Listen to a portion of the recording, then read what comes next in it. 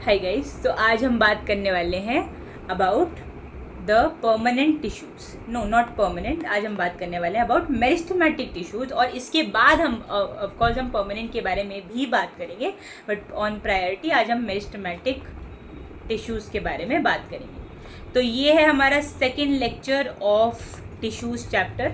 Okay, हमने first lecture में already पढ़ लिया था कि टिश्यूज़ होते क्या हैं, प्लांट और एनिमल में अलग अलग टाइप के टिश्यूज़ क्यों होते हैं, मेरिस्टेमेटिक टिश्यूज़ और परमानेंट टिश्यूज़ में डिफरेंस क्या होता है।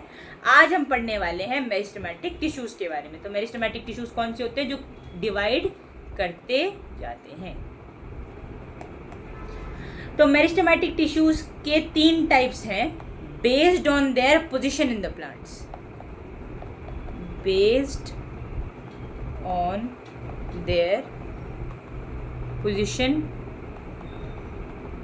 in the तो कौन सी 3 पोजीशन है? एक होते हैं एपिकल, ये बहुत बड़ा ही एरो बन गया है, थोड़ा छोटा कर देते हैं इसको। हाँ, तो एक होते हैं एपिकल, एक होते हैं इंटरकैलरी, और एक क्या होते हैं हमारे एपिकल, इंटरकैलरी और होता है लेटरल। ठीक है जी, अब समझ लेते हैं इनकी। पहले तो ये पोजीशंस का मतलब क्या है, एपिकल का मतलब क्या होता है, इंटरकैलरी का मतलब क्या होता है और लेटरल का मतलब। तो जो एपिकल होता है उसका मतलब होता है टिप्स। किसकी टिप्स? शूट की टिप, रूट की टिप। तो ये वाले जो टिश्यूज हैं ये क्या होते हैं? शूट या फिर रूट की टिप्स पर प्रेजेंट होते हैं मेजरली। इंटरकैलरी कहाँ पे होते हैं भाई? ये होते हैं बिटवीन द नोड्स, या फिर बोल सकते हैं क्लोज टू द नोड्स।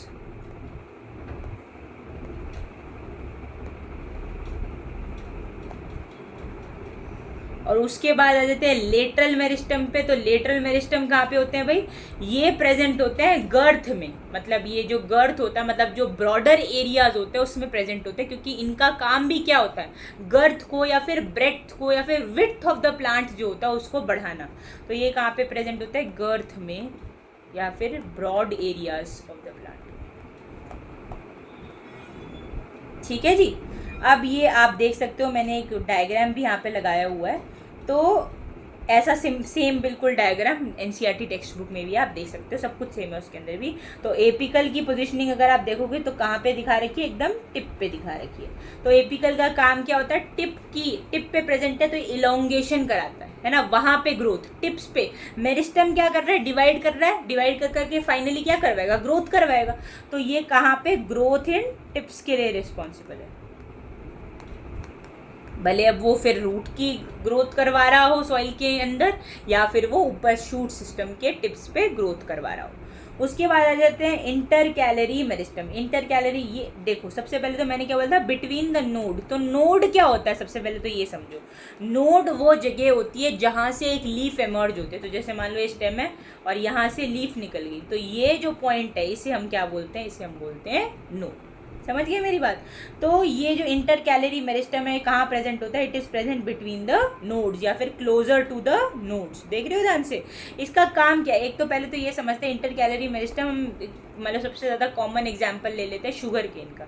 तो शुगर केन में देखा है ऐसे ऐसे मार्जिनलाइजेशन, मतलब ये ऐसे डिमार्केशन होते हैं। तो ये क्या होते हैं? इसके नोड्स के बीच का जगह होता है, और यहीं पे प्रेजेंट होता है इंटरकैलरी मेरिस्टम। तो इंटरकैलरी मेरिस्टम क्या करता है? ये जो नोड है, मान लो ये यहाँ पे प्रेजेंट है, राइट, तो इसका ग्रोथ करवाता है। तो आपने देखा शुगर केन जब नया नया होता है तो उसके जो ये स्पेसिस हैं ये कम होते हैं, बट धीरे धीरे जैसे वो ग्रो करता जाता है तो ये जो स्पेसिस हैं ये इंक्रीज हो जाते हैं, मतलब नोड्स के बीच का जो डिस्टेंस है वो बढ़ जाता है because of the presence of intercalary meristem. क्योंकि इंटरकैलरी मेरिस्टम क्या करता है? नोड्स के बीच वाली जगह पे ग्रोथ करवाता है या फिर इलोंगेशन करवा देता है, राइट। उसके बाद बात करते हैं लेटरल मेरिस्टम की। Lateral meristem, as I already told, ये ब्रॉडर एरियाज में प्रेजेंट है और इसका काम क्या होता है? ये गर्थ को बढ़वाता है, गर्थ इंक्रीज करता है, या फिर जो ब्रेड्थ है, जैसे ट्रंक में प्रेजेंट होगा, देखा है ना, पेड़ की ट्रंक में होता है, तो वो ट्रंक कितनी चौड़ी होती है? It is because of the presence of this lateral meristem. अब ये जो लेटरल मेरिस्टम होता है ना हमारा, इसको एक और नाम से जाना जाता है जिसे बोलते हैं केम्बियम। क्योंकि ये बुक में लिखा है तो ये हमारे लिए इम्पॉर्टेंट है, इसलिए इसको ध्यान रखें। और ये करता क्या है, ये गर्थ को इंक्रीज करता है। तो एक बार हम सबके क्या है रोल्स लिख लेते हैं। जो एपिकल वाला होता है वो क्या करता है, growth at tips of the plant.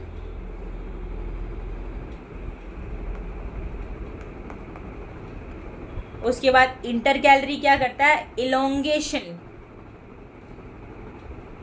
In the internodal region. Internodal मतलब बीच नोड्स के बीच के जो रीजन होते हैं वहाँ पे क्या करता है, ये इलोंगेशन करवाता है। जैसे शुगर केन के अंदर जो नोड्स है उनका इलोंगेशन करवाता है ताकि वो अच्छे से ग्रो कर पाए, उनकी हाइट इंक्रीज। तो इसका मेन काम क्या होता है, हाइट इंक्रीज करवाना, है ना। तो elongation in the internodal zone. And last है ये क्या करता है, increases the breadth as in trunks of trees. तो मैंने क्या बताया था आपको मेरिस्टेमेटिक टिश्यूज पढ़ाते वक्त भी और पिछली क्लास में, कि जो प्लांट्स के अंदर ग्रोथ के एरियाज होते हैं ना वो बहुत ज़्यादा स्पेसिफिक होते हैं, स्पेसिफाइड होते हैं। ह्यूमंस में इतना स्पेसिफिकेशन नहीं होता कि चलो यहाँ पे कोई टिश्यू प्रेजेंट होगा तो यहाँ के बीच में ग्रोथ होगी, ऐसा नहीं होता है हमारे अंदर ग्रोथ। हमारे अंदर ओवरऑल ग्रोथ होता है, बट प्लांट के अंदर the growth is localize to the areas where the meristematic tissues are located. जैसे एक एक्टिविटी भी थी आपकी एनसीईआरटी टेक्स्ट बुक के अंदर, यस ये वाली। तो बेसिकली 2 जार्स लिए, उसके अंदर एक जार लिया, उसके अंदर भी पानी है, कुछ सोल्यूशन है, और दूसरा जार लिया, उसके अंदर भी सोल्यूशन है, और दोनों के ऊपर हमने अनियन रखे। अनियन के नीचे वाला पार्ट पता है ना, ये जो निकल रहे होते हैं। तो क्या किया इन्होंने, इसको पानी में रखा, इसकी तो एज इट इज़ रहने दिए ये वाला रूट वाला एरिया, बट यहाँ से इसका जो है, इसके ये रूट्स को थोड़ा सा हमने क्या किया, चॉप ऑफ कर दिया टिप्स से। तो हमने देखा कि इसकी जो रूट्स हैं ये तो ग्रो करती गई, बट इसकी ग्रोथ यहीं पे रुक गई। मतलब ऐसा नहीं हो कि काटने के बाद रूट्स और बढ़ गई। क्यों हुआ ऐसा, क्योंकि जब हमने इसको कट किया तो हमने इसके एपिकल मेरिस्टम को ही हटा दिया, और ग्रोथ सिर्फ कहाँ होती थी, एपिकल मेरिस्टम में, मतलब सिर्फ टिप्स में होती थी। अब आपने अगर वो टिप ही रिमूव कर दी तो ग्रोथ एनी मोर पॉसिबल नहीं हो पाएगा। बट यहाँ पे क्योंकि एपिकल मेरिस्टम इंटैक्ट था तो ग्रोथ भी एज इट इज़ होती रही। ठीक है, ये एक इन्होंने एग्जाम्पल दे रखा है। उसके अलावा बाकी के तो मैंने आपको बता ही दिए, शुगर केन का एग्जाम्पल दिया था और भी बाकी चीज़ों को मैंने एग्जाम्पल दिया था। ठीक है ना भाई। एग्जाम्पल अनियन अभी हमने देखा, यहाँ पे हमने देखा है एग्जाम्पल शुगर केन, और ये तो क्या बोलते हैं जो लेटरल मेरिस्टम है तो बहुत ही कॉमन है। क्यों भाई, सारी जो ट्रंक्स होती हैं, जो भी ब्रॉडर एरियाज हैं पौधों के, उसमें क्या है, लेटरल मेरिस्टम ही तो है। तो यहाँ पे क्या है, ये ट्रंक्स में प्रेजेंट है। ठीक है जी, आगे बढ़ जाते हैं एक बार अब इनको हाईलाइट करके, onion, sugar cane and trunks. Okay, आगे बढ़ते हैं। अब आ जाते हैं हम परमानेंट टिश्यूज़ पे। तो हमने अभी तक क्या पढ़ लिया भाई, हमने इंट्रोडक्शन पढ़ा, टिश्यू होते क्या हैं, टिश्यू का कैटेगराइजेशन पढ़ा, मेरिस्टेमेटिक टिश्यूज़ पढ़ लिए, उनके मेरिस्टेमेटिक टिश्यू की 3 कैटेगरीज पढ़ ली based on the position in the plant. अब हम पढ़ने वाले परमानेंट टिश्यू के बारे में। तो आई ऑलरेडी मैंशनड आपको पिछली क्लास में कि परमानेंट टिश्यूज़ 2 टाइप के होते हैं, सिंपल परमानेंट टिश्यू और दूसरा होता है कॉम्प्लेक्स परमानेंट टिश्यू। तो जो सिंपल परमानेंट टिश्यू होता है इसके फर्दर 3 टाइप्स होते हैं। कौन से 3 टाइप्स होते हैं सिंपल परमानेंट टिश्यू के? Parenchyma, collenchyma and sclerenchyma. और इनके फर्दर 2 टाइप होते हैं क्या, जाइलम एंड फ्लोएम। ये जो फ्लो चार्ट है इसको याद रख लो बढ़िया तरीके से, कोई तरीके की भी दिक्कत नहीं आएगी। अदरवाइज इसी में ही अगर आप कंफ्यूज हो कि कॉम्प्लेक्स कौन सा है, सिंपल कौन सा है, तो बहुत ही ज़्यादा कंफ्यूज रहोगे, राइट। और इसके अलावा पैरेन्काइमा के और टाइप्स हो सकते हैं, मतलब पैरेन्काइमा का ही डिफ्रेंसिएशन हो सकता है क्लोरेन्काइमा में, एरेन्काइमा में, ऐसे करके। ठीक है जी। अब इनको पहले तो यही समझ लेते हैं, इसको सिंपल और इसको कॉम्प्लेक्स क्यों बोला गया। कोई भी चीज़ सिंपल कब होती है, जब वो एक ही टाइप की चीज़ से बनी हो, समझे, सिंपलर है वो। और कॉम्प्लेक्स कब होती है, जब एक ही टिश्यू के अंदर बहुत सारे अलग अलग टाइप के सेल्स हों जो एक टिश्यू को बना रहे हों। तो made up of different types of cells. और सिंपल वाला का क्या है, made up of only one type of cell. Okay जी, ये बात क्लियर है। अब आगे बढ़ जाते हैं, बात करते हैं सबसे पहले तो पैरेन्काइमा की। तो जो पैरेन्काइमा होता है ना, ये बहुत ही सिंपल टाइप का टिश्यू होता है, वेरी सिंपल, बहुत ज़्यादा डेवलप्ड भी नहीं होता है, बहुत बेसिक सा होता है ना भाई। तो थोड़ा प्रिमिटिव सा भी बोल सकते हो उसको, कि ज़्यादा डेवलप्ड ये नहीं है। इसके अलावा इसके अंदर जो इंटरसेल्युलर स्पेसेस, मतलब टिश्यू के अंदर बहुत सारे सेल्स हैं, तो सेल के बीच में जो स्पेसेस है वो ज़्यादा होती है, ठीक है ना भाई। लूजली अरेंज सेल्स होते हैं, loosely arranged cells, inter cellular spaces present. और क्या है, आगे बढ़ जाते हैं पैरेन्काइमा के अंदर, कि ये लिविंग सेल्स होते हैं ऑब्वियसली, और इलोंगेटेड भी होते हैं, ठीक है ना भाई। और ये क्या होते हैं, मतलब बहुत छोटे छोटे सेल्स होते हैं, इनमें बहुत ज़्यादा स्पेसेस होते हैं, लिविंग होते हैं, और बहुत ज़्यादा सिंपल टाइप के होते हैं। जो पैरेन्काइमा है, इनका मेजर काम होता है खाना स्टोर करना, major work is majorly store food. But parenchyma के अंदर और भी क्या हो सकते हैं चेंजेस आके, ये अलग कैटेगरी, मतलब अलग टाइप के बन सकते हैं। फॉर एग्जाम्पल, अगर पैरेन्काइमा के अंदर क्लोरोफिल आ गया, तो अगर क्लोरोफिल जो आ गया पैरेन्काइमा के अंदर, तो क्या है, वो ग्रीन पिगमेंट है। ग्रीन पिगमेंट का काम होता है फोटोसिंथेसिस करना, सनलाइट को अब्जॉर्ब करके। तो ये पैरेन्काइमा, ये स्पेसिफिक टाइप का पैरेन्काइमा जिसके अंदर क्लोरोफिल होगी, वो अपना खाना खुद बना पाएंगे by the process of photosynthesis. तो ऐसे टाइप के जो पैरेन्काइमा होते हैं उसको हम बोलते हैं क्लोरेन्काइमा। ओके, वाई क्लोरेन्काइमा, क्योंकि इसके अंदर क्या प्रेजेंट है, क्लोरोफिल। अगेन, ये जो है ये हर पैरेन्काइमा में नहीं होगा, हो भी सकता है, नहीं भी हो सकता है, बट अगर होगा तो ये इसका नाम होगा। अगेन, अगर पैरेन्काइमा के अंदर हमने डाल दिए लाइक एयर स्पेसेस, आपको पता है ना, किसी भी चीज़ में अगर हम स्पेसेस डाल देते हैं तो वो, अगर मान लो उसको पानी में डालोगे तो वो थोड़ा सा ऊपर की तरफ फ्लोट करेगा, वो सिंक नहीं करेगा, बिकॉज उसको एक फोर्स मिलता है जिसे हम बोलते हैं बॉयंट फोर्स। ओके, तो एयर स्पेसेस की वजह से मिलता है बॉयंट फोर्स, और बॉयंट फोर्स का काम होता है वो जो भी चीज़ है उसको अफ्लोट रखना, मतलब पानी के सरफेस के ऊपर रखना। तो ऐसे टाइप के पैरेन्काइमा जिसके अंदर एयर स्पेसेस प्रेजेंट है उसे हम बोलते हैं एरेन्काइमा। और इसका काम क्या होता है, पैरेन्काइमेटस जो प्लांट्स होते हैं उनको अफ्लोट रखना ताकि वो सिंक ना कर जाए। ऑलराइट, तो ये है हमारा एरेन्काइमा। तो मेजरली मैंने क्या बताया, उसका काम होता है फूड को स्टोर करना। बट यदि उसके अंदर क्लोरोफिल आ गया तो वो क्लोरेन्काइमा बनेगा, क्योंकि अब वो फोटोसिंथेसिस भी कर सकता है। यदि उसके अंदर एयर स्पेसेस आ गए तो अब वो क्या है, बॉयंट फोर्स मिलेगा, तो अब वो फ्लोट कर सकता है, तो उसे हम बोलते हैं एरेन्काइमा। आगे बढ़ जाते हैं। अब ये हम पैरेन्काइमेटस टिश्यूज़ का वो देख सकते हैं। ये देखो, सबसे मेजर पॉइंट यही है कि इसके अंदर क्या होती हैं, इंटरसेल्युलर स्पेसेस जो हैं वो प्रेजेंट होती हैं, इंटरसेल्युलर स्पेसेस। ऑलराइट, और ये देखो बहुत ही सिंपल सा अरेंजमेंट है। ये देखो स्पेसेस भी दिख रहे हैं, यहाँ दिखने में आपको कम लग रहे हैं, बट बाकी के जो अदर टाइप्स ऑफ टिश्यूज़ हम पढ़ने वाले हैं उनके अंदर बिल्कुल भी स्पेसेस नहीं होती है। इनफैक्ट एक टिश्यू जो हम पढ़ेंगे आगे, उसके अंदर तो इतना ज़्यादा थिक सेल वॉल होता है बाहर का, कि जो अंदर का पार्ट होता है, मतलब जो सेल का पार्ट होता है वो तक वो कवर कर लेता है। समझ रहे हो? तो इसीलिए ये होता है हमारा पैरेन्काइमेटस, ये चीज़ को याद रखेंगे। अब बढ़ जाते हैं आगे। अगला जो हम टिश्यू पढ़ने वाले हैं उसका नाम है, यहीं आ गया है, क्लोरेन्काइमा टिश्यू। क्लोरेन्काइमा नहीं, कॉलेन्काइमा। कॉलेन्काइमा का मेजर काम होता है क्या करना, इसका काम होता है फ्लेक्सिबिलिटी प्रोवाइड करना। ठीक है ना भाई।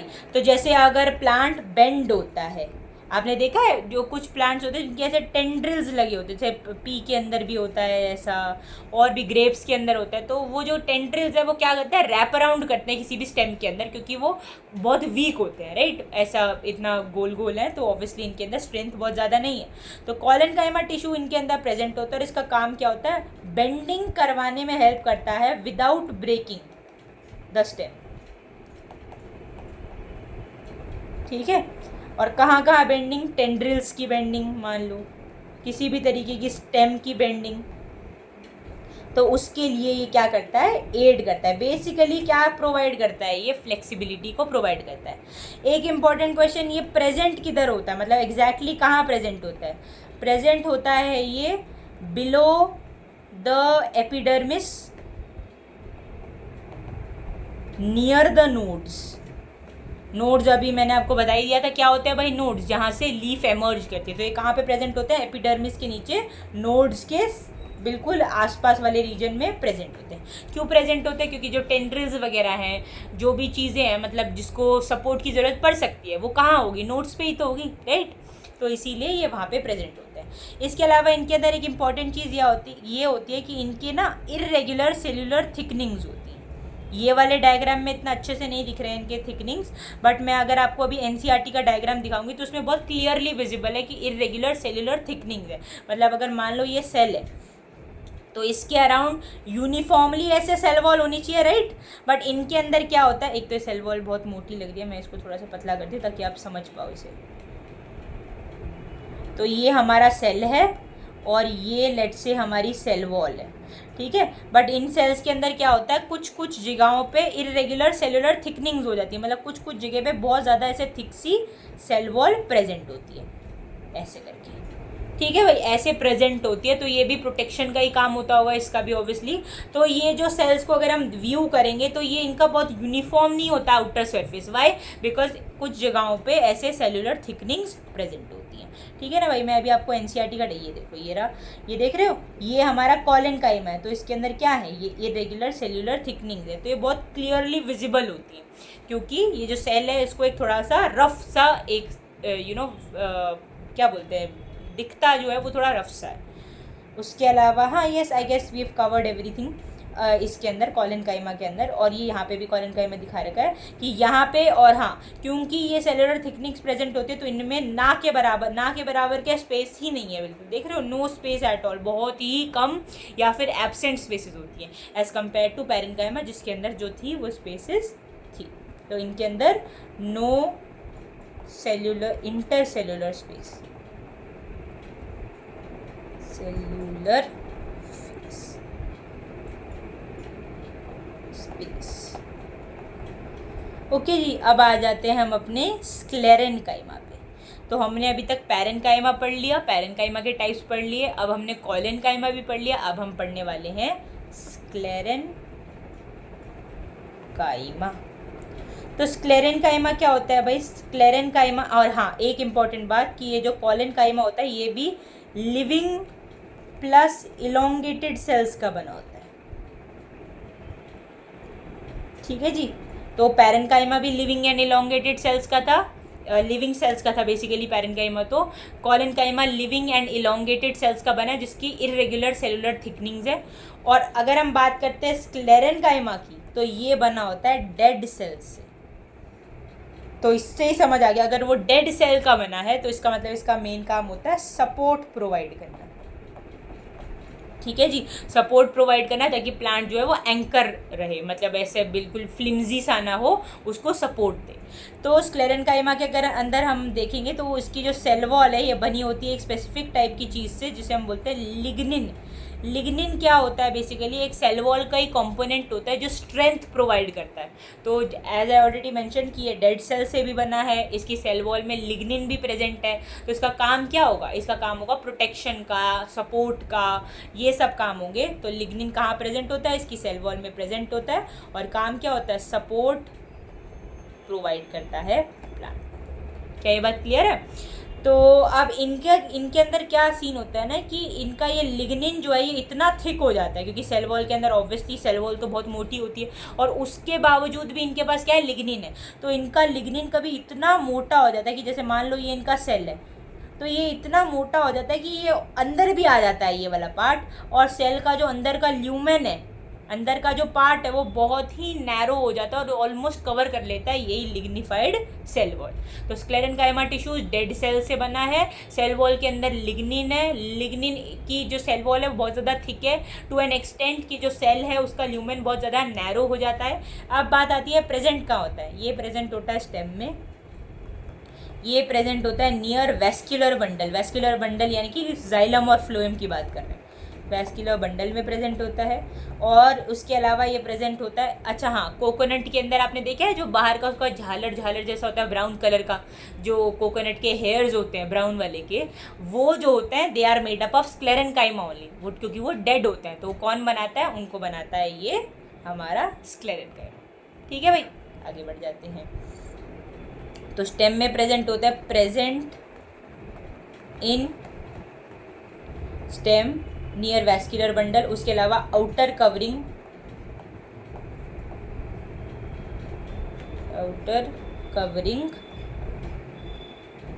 Of seeds and nuts. और किसमें, कोकोनट हेयर में भी प्रेजेंट होता है, हेयर में। ठीक है भाई, क्योंकि ये क्या है, डेड है। और इसका काम क्या होता है स्क्लेरेन्काइमा का, स्क्लेरेन्काइमा का काम होता है सपोर्ट प्लस प्रोटेक्शन प्रोवाइड करना। और इनके अंदर भी बिल्कुल भी इंटरसेलुलर स्पेसेस नहीं होते, है ना, क्योंकि अगर इंटरसेलुलर स्पेसेस हो जाएंगे तो ये फ्लेक्सिबल हो जाएंगे, बट इनको फ्लेक्सिबल थोड़ी बनाना है, ये तो सपोर्ट प्रोवाइड करने के लिए, तो इनको तो उल्टा और ज़्यादा क्लोज रहना पड़ेगा ताकि ये स्ट्रेंथ प्रोवाइड कर सकती है प्लांट। ठीक है भाई, आगे बढ़ जाते हैं। तो ये हमने इनके डायग्राम्स भी पढ़ लिए और इनके फीचर्स भी जान लिए। एक बार ये देख लो एनसीईआरटी के डायग्राम कि ये है हमारा पैरेन्काइमा क्योंकि इसमें इंटरसेलुलर स्पेसेस प्रेजेंट है। ये है हमारा कोलेनकाइमा क्योंकि इसके अंदर कोई इंटरसेलुलर स्पेस नहीं है, प्लस इरेगुलर सेल थिकनिंग्स है। उसके अलावा लिग्निफाइड वॉल्स है, मतलब स्क्लेरेन्काइमा की बात हो रही है। और उसके अलावा ये बता रखा है कि ये जो देख रहे हो ये लिग्निफाइड वॉल्स अंदर तक आ रही हैं, जिसकी वजह से जो ल्यूमेन है अंदर का वो बहुत ज़्यादा नैरो हो चुका है। लास्ट टॉपिक आज की क्लास के लिए हम पढ़ रहे हैं एपिडर्मिस। तो एपिडर्मिस बेसिकली क्या होता है, एपिडर्मिस होती है outer covering of the plant. Outer covering of the plant जो है हम उसको बोलते हैं एपिडर्मिस। अब ये जो एपिडर्मिस है अलग अलग पौधों के अंदर अलग अलग काम दे सकती है। ये एक तो आउटर कवरिंग है तो प्रोटेक्शन का काम तो कर ही रही है, राइट। उसके अलावा जैसे कोई अगर प्लांट ड्राई हैबिटेट में रह रहा है तो वो ड्राई हैबिटेट में रह रहा है तो ये जो एपिडर्मिस है ना ये कोई वैक्सी कोटिंग बना लेती है अपने अराउंड ही, ताकि वो वैक्स जो है वो ऊपर सेल के ऊपर जो क्या बोलते हैं प्लांट के ऊपर कवर कर लेगा और उससे एक्सेसिव वाटर लॉस नहीं होगा, क्योंकि जो स्टोमेटा होते हैं वो कवर हो जाएंगे, राइट। स्टोमेटा से ही तो होता है गैसियस एक्सचेंज, वाटर का एक्सचेंज। तो ड्राई कंडीशन में ऑलरेडी पानी की किल्लत है, तो एपिडर्मिस जो होता है वो वैक्स की एक कवरिंग सिक्रीट कर देते हैं ताकि वो जो स्टोमेटा है वहाँ से जो एक्स्ट्रा वाटर का लॉस है वो ना हो पाए। तो एपिडर्मिस होता है क्या, outer covering of the plant होता है। ये प्रेजेंट होता है पूरे प्लांट पे, present all across the plant, भले वो रूट हो, भले वो स्टेम हो, भले वो लीफ हो, कहीं पे भी, all across the plant. Roots में भी प्रेजेंट होते हैं, तो रूट के अंदर जो रूट के अंदर तो जहाँ एपिडर्मिस प्रेजेंट है उसी से निकल रहे होते हैं रूट के हेयर। तो जो रूट के हेयर है वो क्या करते हैं, सॉइल में से पानी का, मिनरल्स का अब्जॉर्प्शन कर लेते हैं। अगर ये ड्राई एरियाज में प्रेजेंट है तो आई जस्ट टोल्ड यू कि एक वैक्सी सब्सटेंस को सिक्रीट करते हैं जिसको हम क्यूटिन बोलते हैं। तो एक क्यूटिन क्या करता है, ये ऊपर कवर कर लेता है और एक्सेसिव वाटर लॉस को प्रिवेंट कर देता है। ड्राई हैबिटेट्स में इसका ये काम होता है। उसके अलावा ये एपिडर्मिस के अंदर वैसे तो बिल्कुल भी स्पेसेस नहीं होती हैं, बट कुछ स्पेसिफिक जगहों पे स्पेसेस दिख भी जाती हैं। और ये जो होल्स होते हैं या फिर ये जो पोर्स होते हैं इनको हम बोलते हैं स्टोमेटा। स्टोमेटा जहाँ जहाँ दिखता है एपिडर्मिस के अंदर उसके जस्ट साइड में मिलते हैं दो सेल्स, ये होते हैं गार्ड सेल्स। ये कैसे दिखते हैं, किडनी बीन जैसे दिखते हैं। और ये दोनों सेल्स ऐसे होते हैं और इनके बीच में क्या होता है, स्टोमेटल पोर होता है। तो बेसिकली इनका काम क्या होता है, गार्ड सेल जो होते हैं देखते हैं कि स्टोमेटा को कब ओपन करवाना है, कब क्लोज करवाना है। तो अगर कोई पूछ ले स्टोमेटा कहाँ पे प्रेजेंट होता है, तो stomata is also present in the epidermis of the plant. तो एपिडर्मिस के एक बार अपन लिख लेते हैं कि क्या क्या इंपॉर्टेंट चीज़ है। पूरे प्लांट में प्रेजेंट है। अगर ड्राई एरियाज में है तो क्या करता है, ये क्यूटिन नाम की एक वैक्सी कवरिंग जो है वो सिक्रीट कर देता है, जिससे क्या होता है, रिड्यूस्ड वाटर लॉस। और उसके अलावा कोई भी तरीके का फंगल पैरासाइट जो है प्लांट को अफेक्ट नहीं कर पाएगा, क्योंकि वो जो है कवर कर लिया उसने वैक्स से। तो फंगल इन्फेक्शन प्रोटेक्शन, इन्फेक्शन से क्या कर देता है, प्रोटेक्ट कर देता है प्लांट को। उसके अलावा ये कहाँ पे प्रेजेंट होता है, present on the roots as well. और उससे क्या निकलता है, gives rise to root hair. और जो रूट हेयर होते हैं वो क्या करते हैं, उनका काम क्या होता है, absorbing the moisture and minerals from the soil. तो absorption of water and minerals from the soil। Correct है भाई। उसके अलावा एपिडर्मिस के अंदर क्या होते हैं, no intercellular spaces, no spaces except कुछ जगहों पे स्पेसेस होती हैं जिनको हम क्या बोलते हैं, स्टोमेटल पोर्स बोलते हैं। एक्सेप्ट स्टोमेटा, और स्टोमेटा के अराउंड जो होता है guard cells are present around the stomata. और गार्ड सेल का काम क्या होता है, guarding the opening and closing of the stomatal pores.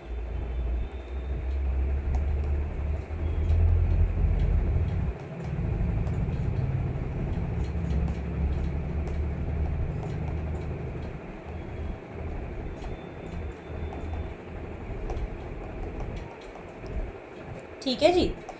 तो ये हो गया हमारा एपिडर्मिस के बारे में। एपिडर्मिस आउटर कवरिंग होती है ड्राई एरियाज़ के अंदर, या फिर ऐसे एरियाज़ में जहाँ पे बहुत ज़्यादा मतलब डेजर्ट वाले प्लांट्स होते हैं, उनके अंदर ये जो स्टोमेटा होता है, स्टोमेटा कह रही हूँ, एपिडर्मिस होता है, ये अपने बाहर एक वैक्सी कवरिंग को बिछा लेता है ताकि वाटर लॉस प्रिवेंट हो पाए। और किसी भी, और इनफैक्ट ये जो वैक्सी कवरिंग है ये किसी भी तरीके के फंगल पैरासाइट को का इन्फेक्शन भी होने से प्रिवेंट करता है पौधे के अंदर। यही मतलब डेजर्ट एरियाज़ में भी सेम चीज़ होती है।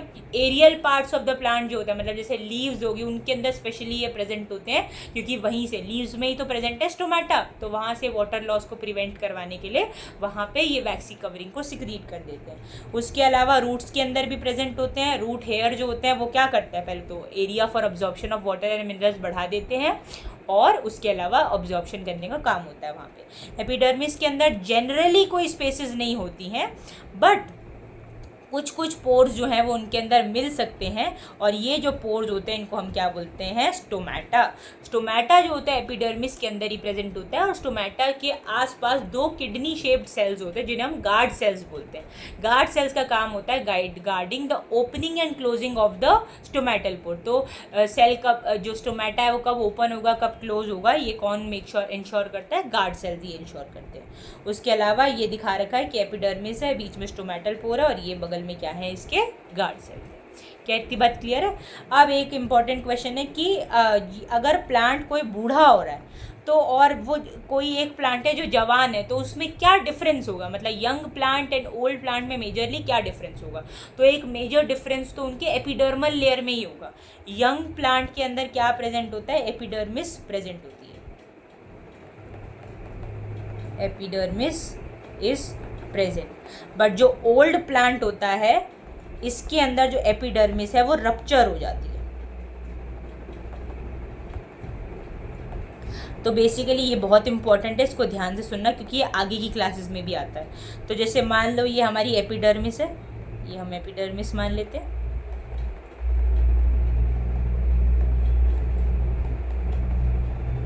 अब जो ये हमारी एपिडर्मिस है, इसके जस्ट नीचे एक लेयर प्रेजेंट होती है। प्रेजेंट क्या होती है, बन जाती है। कब बनती है वो मैं भी बताऊंगी। तो जैसे जैसे ये प्लांट, सोचो ये एज हो गया, तो ये जो एपिडर्मिस है ये रप्चर होने लग गई, रप्चर हो गई। अब जैसे ही रप्चर हुई ना, तो एक बात तुम ध्यान से समझना कि प्लांट के अंदर ना हम किसी भी चीज़ को दो पार्ट में डिवाइड कर सकते हैं। तो ये एक होता है ये बाहर का एरिया, जैसे मान लो ये डंडी है, तो ये जो बाहर का है ये है, ये बाहर का एरिया, और जो बिल्कुल बीच का है इसे बोलते हैं अंदर का एरिया। अब जो बाहर का एरिया होता है उसे हम बोलते हैं कॉर्टेक्स, और जो अंदर का मिडल का एरिया होता है उसे हम बोलते हैं मेड्यूला। तो ये है प्लांट का कॉर्टेक्स रीजन, मतलब आउटर रीजन, और इसके अंदर होगा प्लांट का इनर रीजन, ये होगा हमारा मेड्यूला। मेड्यूला से अभी हमें कोई मतलब नहीं है, हमें मेन काम है कॉर्टेक्स से। तो ये क्या है, कॉर्टेक्स, और ये है मेड्यूला।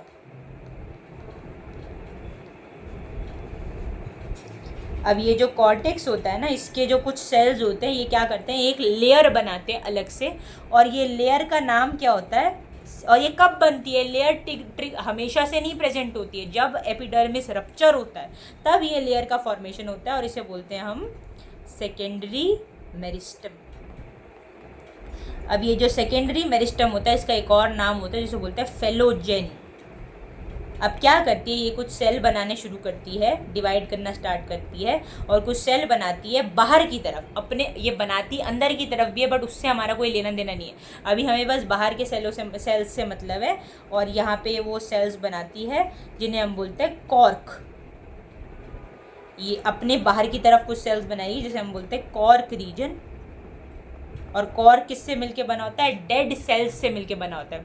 कॉर्क रीजन को हम कॉर्क कैम्बियम भी बोलते हैं, कॉर्क कैम्बियम। ठीक है ना भाई। ये कहाँ पे प्रेजेंट होता है, जब एपिडर्मिस हट जाती है, तो एपिडर्मिस की जगह पे कॉर्क की एक लेयर बनती है, कॉर्क नाम के सेल्स की एक लेयर बनती है, जो कि डेड सेल्स होते हैं। और इनकी जो सेल वॉल्स होती है कॉर्क सेल्स की, उसके अंदर एक सब्सटेंस होता है जिसका नाम होता है सुबेरिन। याद रखना, स्क्लेरेनकाइमा में लिग्निन था, इनके अंदर मतलब ये कॉर्क के सेल्स की सेल वॉल के अंदर क्या होता है, सुबेरिन नाम का एक सब्सटेंस होता है। कॉर्क सेल्स डेड सेल्स होते हैं और बाहर की तरफ फॉर्म होते हैं। तो फिर से ऑर्डर समझते हैं। पहले थी एपिडर्मिस, एपिडर्मिस रप्चर हुई, जो आउटर रीजन ऑफ प्लांट था उसे कॉर्टेक्स बोलते हैं। कॉर्टेक्स के सेल्स ने एक बना दिया लेयर जिसे बोलते हैं सेकेंडरी मेरिस्टम। सेकेंडरी मेरिस्टम का दूसरा नाम होता है फेलोजेन। याद रख भी सकते हो और भूल भी सकते हो, कोई बड़ी बात नहीं है। जो सेकेंडरी मेरिस्टम है, आगे की तरफ भी कुछ सेल्स बनाती है, पीछे की तरफ भी कुछ सेल बनाने लग जाती है। तो बाहर की ओर ये एक सेल्स की लेयर बनाती है जिसे हम बोलते हैं कॉर्क या फिर कॉर्क कैम्बियम। अंदर के सेल्स क्या बनते हैं वो हमें पढ़ने की ज़रूरत नहीं है। तो अगर कोई पूछ ले आपसे कि एक यंग प्लांट और ओल्ड प्लांट में क्या अंतर है, यंग प्लांट में एपिडर्मिस प्रेजेंट है, ओल्ड प्लांट में कॉर्क प्रेजेंट होगा बाहर, क्योंकि जब एपिडर्मिस रप्चर होगी तो एक नई लेयर बनेगी सेकेंडरी मेरिस्टम। सेकेंडरी मेरिस्टम नए सेल्स बनाएगी, कॉर्क सेल्स, जो कि बाहर के रीजन में फॉर्म होंगे, और वो बन जाएगी आउटर लेयर। एक बार इसको लिख भी लेते हैं कि जब एपिडर्मिस रप्चर होगी तो एपिडर्मिस के रप्चर होने से कॉर्टेक्स के सेल्स जो हैं, cortex cells form secondary meristem. Secondary meristem को क्या बोलते हैं, सेकेंडरी मेरिस्टम को बोलते हैं phellogen. Secondary meristem outer region में, मतलब अपने से बाहर की तरफ क्या बनाएगी, कॉर्क सेल्स बनाएगी, जिसको हम कॉर्क कैम्बियम भी बोलते हैं। और इस तरीके से जो एपिडर्मिस जो निकल गई उसकी जगह पे कौन आ जाते हैं, कॉर्क। और ये सब कब ट्रिगर होगा, जब एपिडर्मिस रप्चर, मतलब एपिडर्मिस को हटाने के लिए ये सब हो रहा है। ऐसा नहीं है कि पहले एपिडर्मिस फिर कॉर्क फिर सेकेंडरी मेरिस्टम, नहीं। एपिडर्मिस हट गई, सेकेंडरी मेरिस्टम बनी, और सेकेंडरी मेरिस्टम नहीं है अब आउटर लेयर, सेकेंडरी मेरिस्टम ने अपने बाहर एक लेयर बना दी कॉर्क सेल्स। इसी के साथ आज का लेक्चर होता है ख़त्म। अगली क्लास के अंदर हम पढ़ने वाले हैं कॉम्प्लेक्स परमानेंट टिश्यू, जिसके अंदर हम पढ़ेंगे जाइलम एंड हम पढ़ेंगे phloem. Till then bye bye.